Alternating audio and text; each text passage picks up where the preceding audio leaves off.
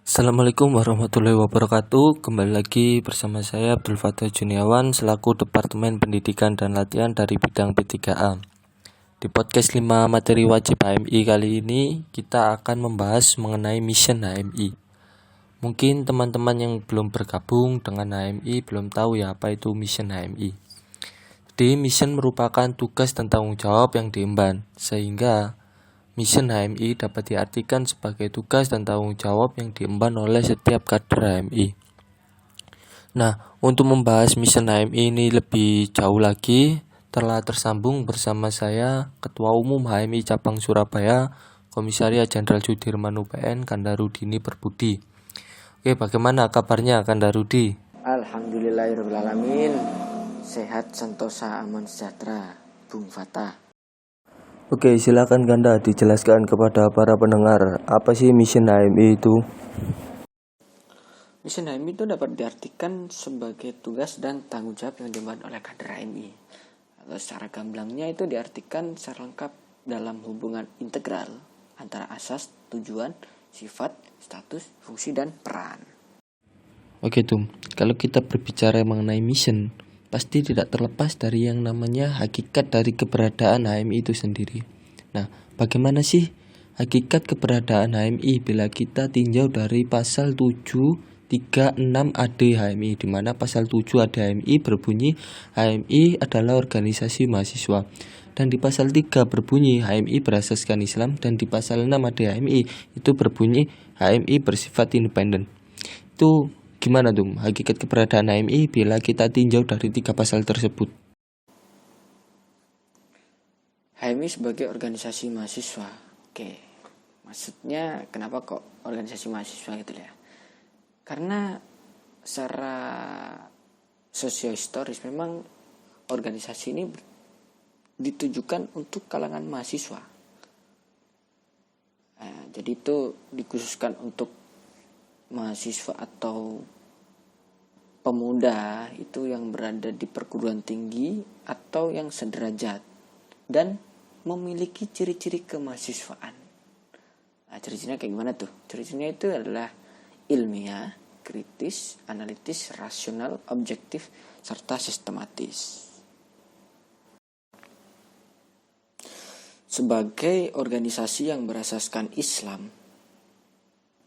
adalah organisasi yang menghimpun mahasiswa khususnya yang beragama Islam, di mana secara individu dan organisatoris memiliki ciri-ciri keislaman, menjadikan Al-Quran dan As-Sunnah sebagai sumber norma, sumber nilai, inspirasi, dan sumber aspirasi dalam setiap aktivitas dan dinamika organisasi. Nah, ini nih yang menarik. Orang-orang selalu berkata bahwa organisasi itu milik si inilah partai A, B, C, D. Nah, bahwa dikatakan dalam pasal 6 ada HMI bahwa HMI itu bersifat independen. Nah, maksudnya independen di sini seperti apa? Independen di sini adalah watak dari organisasi itu yang selalu tunduk dan berorientasi pada kebenaran atau nilai-nilai kehanifan. Sehingga nantinya kiprah setiap individu dan dinamika organisasi itu tidak terikat dan tidak mengikatkan diri dengan kepentingan atau organisasi manapun. Bisa dikatakan bahwa segala sesuatu itu tidak didasarkan atas paksaan pihak lain. Jadi itu murni dari internal organisasi sendiri. Nah, selanjutnya independensi itu dibagi menjadi 2. Yang pertama adalah independensi etis dan yang kedua independensi organisatoris. Kalau independensi etis itu lebih ke arah individunya. Jadi secara dia berpikir, bersikap, bertindak itu menjunjung tinggi nilai-nilai kebenaran. Jadi bisa dikatakan penjelasannya gimana ya? Oke lah, kalian bisa mengatakan bahwa ini sikap saya pribadi, tapi bagaimana kita bisa tahu kalau sifat itu benar-benar sifat yang tepat? Makanya di sana tuntutannya adalah kita itu harus selalu tunduk pada kebenaran hanif atau nilai-nilai kebaikan. Kalau untuk independensi organisatoris itu sikapnya adalah sikap organisasi. Jadi cara penjelasannya adalah sikap atau watak yang teraktualisasikan secara organisatoris. Itu. Jadi ada individunya dan ada organisasinya. Kalau secara praktek biasanya organisasi itu sekali, dua kali atau beberapa harusnya pernah mengeluarkan pernyataan sikap atau press release atau manifesto itu. Waduh, sungguh luar biasa. Oke, kalau kita berbicara mengenai organisasi, pasti setiap organisasi itu kan memiliki tujuan. Dan HMI sendiri itu tujuannya seperti apa, Tum? Oke, tujuan HMI ya. Silakan didengarkan dengan seksama dan tempo yang sesikat-sikatnya. Oke, tujuan HMI: terbinanya insan akademis, pencipta pengabdi yang bernafaskan Islam dan bertanggung jawab atas terwujudnya masyarakat adil makmur yang diridhai Allah Subhanahu wa taala. Oke, setelah kita mendengarkan penjabaran mengenai hakikat dari keberadaan HMI dan tujuan HMI yang sungguh sangat luar biasa tersebut, lalu lantas bagaimana fungsi dan peran kita sebagai kader HMI, di mana telah dijelaskan di pasal 8 dan 9 AD HMI. Di pasal 8 itu kan berbunyi HMI berfungsi sebagai organisasi kader, dan di pasal 9 AD HMI itu kan berbunyi HMI berperan sebagai organisasi perjuangan. Nah, ini biar teman-teman yang mendengarkan podcast ini itu tahu tuh akan fungsi dan peranannya agar sejalan dengan amanat dari konstitusi HMI sendiri. Itu bagaimana tuh? HMI sebagai organisasi kader itu adalah organisasi mahasiswa di mana seluruh aktivitas yang dilakukan, entah itu formal, non formal, informal, itu pada dasarnya merupakan proses kaderisasi, sehingga nantinya HMI itu bisa berfungsi untuk selalu membentuk kader-kader muslim intelektual yang profesional. Seperti itu. Organisasi perjuangan. Oke. HMI berperan sebagai organisasi perjuangan sesuai dengan pasal 9 AD adalah organisasi yang selalu melakukan dan membentuk kader bangsa, yang mana outputnya itu ditujukan untuk kepentingan bangsa secara keseluruhan. Oke, sehingga nantinya HMI siap dan dapat bermanfaat bagi seluruh golongan yang ada di masyarakat selama tidak bertentangan dengan koridor misi HMI. Nah, selain itu, dalam HMI mengenal juga yang namanya double vision. Double vision ini maksudnya adalah HMI selalu berkomitmen untuk mengawal keislaman dan kebangsaan. Nah, pasti kan tidak asing lagi ya bagi setiap kader HMI bahwasannya kalau kita membahas mengenai mission itu tidak terlepas dari hubungan integral. Mungkin kawan-kawan di luar sana itu kan belum tahu mengenai hubungan integral itu apa. Jadi mohon dijelaskan tuh. Yang dimaksud dengan hubungan integral itu adalah hubungan antara asas, tujuan, sifat, status, fungsi, dan peran secara integral. Artinya dalam pencapaian dan memperjuangkan misi HMI itu harus dilakukan secara utuh dan menyeluruh.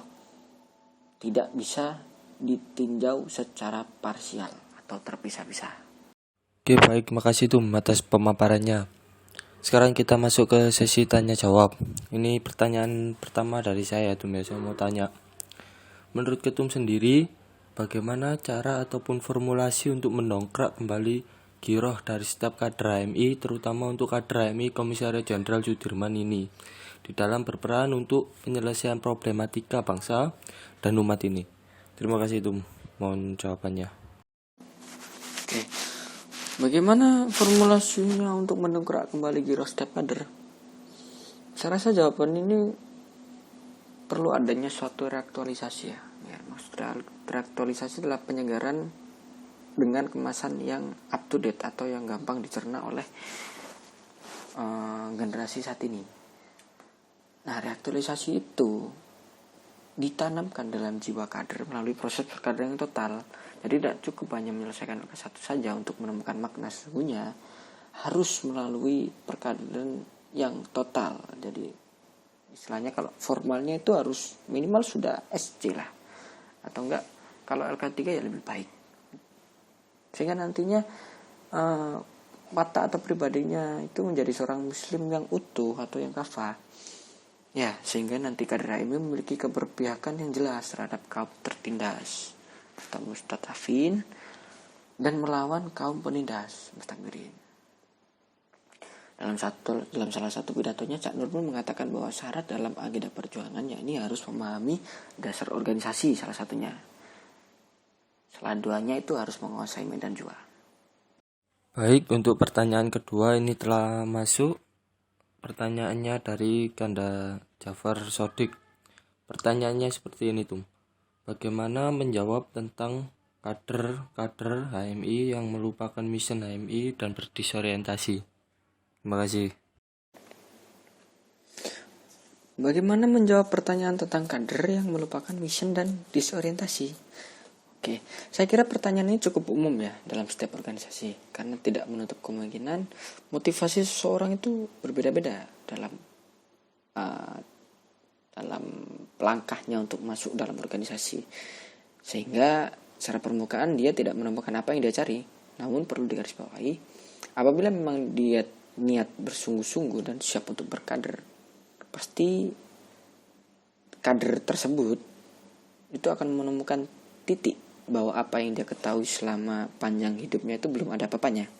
Sehingga itu bisa menjadi motivasi ke depan untuk terus menjadi manusia yang ihsan atau selalu melangkah ke kebaikan.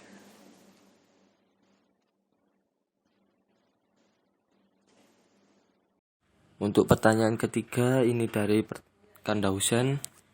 Bagaimana penjelasan soal redaksi kata dalam tanda kutip pencipta pada tujuan HMI? Apakah benar bahwa manusia meminjam sifat Tuhan? Terima kasih. Apakah benar manusia meminjam sifat Tuhan berkaitan dengan pencipta? Oh, menarik ini. Manusia itu diberikan amanah sebagai wakil Tuhan atau khalifah. Jadi khalifah itu artinya itu wakil Tuhan ya, bukan pemimpin ya, di muka bumi ini. Nah, itu yang berfungsi untuk mengatur dan mengelola alam raya dengan sebaik-baiknya, disertai dengan peniruan terhadap sifat-sifat Tuhan sebagai Rabb alamin. Jadi lebih tepatnya itu bukan meminjam, tapi sudah ditanamkan. Kalau kata Cak Nur, bila kita bisa mencapai sifat-sifat ketuhanan, maka seseorang itu mampu membuktikan kebenaran Tuhan dalam ajaran Islam. Atau dalam bahasa yang cukup populer dalam dunia tasawuf adalah manunggaling kaula Gusti. Secara praksisnya itu kata pencipta digambarkan sebagai kualitas kader yang mana mampu untuk berinovasi, memiliki gagasan-gagasan kemajuan, dan selalu mencari perbaikan dan pembaruan. Untuk pertanyaan keempat ini dari Kanda Wahid. Pertanyaannya seperti ini. Dalam sejarahnya, tujuan HMI kan mengalami beberapa kali perubahan. Tapi dari perubahan tersebut tetap memiliki substansi yang sama, yaitu tetap memperjuangkan dua nilai, yaitu nilai keislaman dan keindonesiaan. Nah, di asas juga tertera dengan sangat jelas bahwa HMI berasaskan Islam. Pertanyaannya adalah, kenapa dalam tujuan HMI yang kita pakai hari ini itu terbinanya insan akademis pencipta pengabdi yang bernafaskan Islam dan sebagainya, bukan terbinanya insan yang bernafaskan Islam dan memiliki kualitas akademis pencipta pengabdi. Padahal sudah sangat jelas bahwasannya diksi bernafaskan Islam itu karena bernafas adalah suatu hal yang pasti dilakukan oleh manusia. Berarti secara tidak langsung seharusnya bernafaskan Islam ini yang didahulukan karena menjadi kebutuhan primer. Seperti itu, mohon jawabannya tuh. Oke, kenapa kok tujuan HMI itu tidak terbinanya insan yang bernafaskan Islam ya? Jadi gini, ketika kita ingin memahami tafsir tujuan khususnya ya secara tekstual itu akan cenderung kepada artian yang multitafsir apabila itu dibedah secara parsial atau terpisah-pisah. Karena itu kita mengartikannya insan akademis pencipta pengabdi yang bernafaskan Islam itu secara berurutan. Karena Islam sebagai sebuah landasan perwujudan dan pelaksanaan nilai-nilai itu adalah berupa amal soleh atau kerja kemanusiaan. Dan kerja kemanusiaan itu akan terlaksana secara benar dan sempurna apabila didasari oleh iman dan ilmu pengetahuan. Jadi jangan dibolak-balik ya.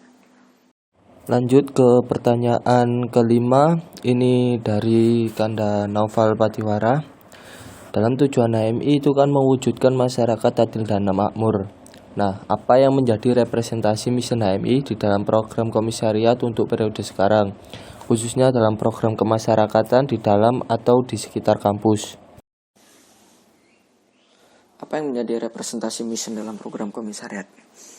Saya akan jawab seperti ini. Kita akan tetap memaksimalkan perkaderan di mana keseimbangan antara aspek ukhrawi dan duniawi menjadi tolak ukur, di mana HMI sebagai kawah candra di muka dalam menghasilkan kader-kader potensial yang akan mengisi pos-pos penting dalam perbaikan umat. Kita semua tahu tentang itu.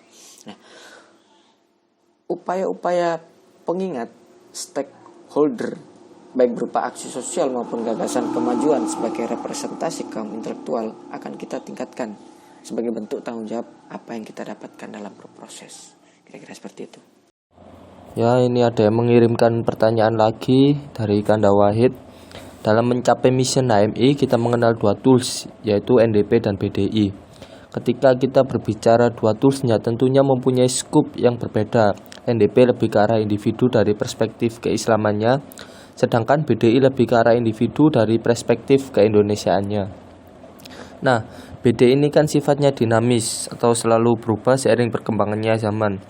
Yang kita ketahui per hari ini ada beberapa spekulasi dari beberapa tokoh bahwasannya manusia akan digantikan oleh robot. Berbicara hal tersebut, bagaimana pandangan Kanda terkait manusia, seperti apa yang dibutuhkan di masa mendatang, yang tentunya juga pasti akan berpengaruh juga pada sistem kaderisasi hari ini. Kira-kira manusia seperti apa yang akan dibutuhkan pada masa mendatang? Oke, ini menarik sekali terkait perkembangan teknologi dalam dunia modern ya. Nah, setidaknya malah kita sedikit menengok terlebih dahulu terkait sejarah. 1000 tahun yang lalu itu ada banyak hal yang orang tidak ketahui tentang masa depan. Tetapi mereka sadar bahwa ciri dasar masyarakat manusia tidak akan berubah. Pada 1050, kebanyakan orang itu masih bekerja sebagai petani, penenun. Penguasa masih membutuhkan manusia untuk mengatur pasukannya dan birokrasinya. Pria masih mendominasi wanita. Orang-orang menengah ke bawah mengajarkan anak mereka cara menanam beras atau menenun sutra. Orang menengah ke atas mengajarkan anak mereka cara membaca buku klasik, cara menulis kaligrafi dan berkelahi dengan menggunakan kuda. Nah, kemudian zaman beranjak kepada majunya ilmu pengetahuan klasik. Yang menarik di mana ketika zaman emas Islam mulai meredup dengan munculnya Renaissance atau abad pembaruan dalam sejarah Eropa. Ketika rasionalitas ilmu pengetahuan mendominasi sistem ilahiyah untuk selanjutnya membangun tatanan yang semata-mata berpusat pada manusia atau antroposentrisme. Atau biasa kita kenal bahwa manusia berkuasa atas hukum Tuhan. Itu gampangannya. Namun gini, ironisnya di tengah majunya sains teknologi, justru manusia modern tidak mampu menjawab persoalan hidupnya sendiri. Proses modernisasi itu ternyata tidak selalu berhasil menemukan janjinya untuk harapannya bahwa ia akan mengangkat harkat kemanusiaannya juga sekaligus makna yang lebih mendalam bagi kehidupannya. Justru malah yang didapatkan adalah rasa rancu terhadap kehidupannya, tidak punya visi keilahian dan mengalami hampa spiritual. Mereka menderita keterasingan atau alienasi baik dirinya sendiri maupun sosial, dan yang lebih parahnya lagi teralienasi dari Tuhan ya. Nah, istilah semacam ini itu kita kenal atau Cak Nur biasa menggambarkannya itu dengan kepanikan epistemologi, dan itu berlanjut sampai sekarang. Nah, dalam Islam pun kita itu tidak mengenal pemisahan esensial antara ilmu agama dan ilmu profan. Berbagai macam ilmu dalam perspektif intelektual yang dikembangkan pada akhirnya itu selalu bermuara pada pengetahuan yang maha tinggi substansi dari segenap ilmu tersebut, atau malah membuat kita itu semakin mengenal dari mana ilmu itu berasal. Nah, kira-kira seperti itu. Nah, selanjutnya ketika kita sudah memahami hakikat diri kita ini, kemudian kita ini melangkah untuk menghadapi masa depan yang sekarang ini kita rasakan dengan berbagai macam problematikanya, pemahaman terkait informasi itu saya kira salah satunya yang mesti dipahami untuk membedakan mana informasi yang penting dan tidak cukup penting untuk dipahami. Sehingga kita mampu untuk memahami, kita bisa membedakan dan kemudian menggabungkannya menjadi gambaran luas tentang dunia. Ini saya kutip dalam bukunya Yuval Noah Harari, 21 Lessons for the 21st Century. Yuval itu merangkumnya itu menjadi 4 sih, kira-kira apa yang mesti dimiliki oleh manusia sekarang. Yang pertama itu adalah critical thinking, communication, kolaborasi, and creativity. Jadi ilmu-ilmu seperti ini yang kiranya itu harus segera dicanangkan ya, karena ketika kita masih berkutat pada kemampuan teknis itu ya kembali lagi sudah ada yang namanya teknologi baru yang akan menggantikan kemampuan teknis yang dilakukan manusia. Nah, kemudian juga kita juga harus mampu untuk membuat manusia itu mampu untuk menghadapi perubahan atau mampu untuk beradaptasi. Kemudian selanjutnya adalah mendorong untuk mampu belajar terkait hal-hal yang baru. Dan salah terakhirnya itu adalah mampu untuk membuat manusia untuk menuju keseimbangan mental. Jadi harus seimbang antara aspek duniawi dan aspek ukhrawi. Nah, kira-kira seperti itu. Kita memang harus memusatkan pandangan pada masa depan. Namun itu tentunya tidak membuat kita menjadi orang yang ahistoris. Karena menurut saya selalu ada hikmah yang dapat dipetik dari pendahulu-pendahulu kita. Ya, kira-kira seperti itu. Ya, sepertinya ini ada pertanyaan terakhir dari Yunda Anggi. Ada kata-kata mutiara yang cukup sering kita dengar, yaitu hidup adalah perjuangan.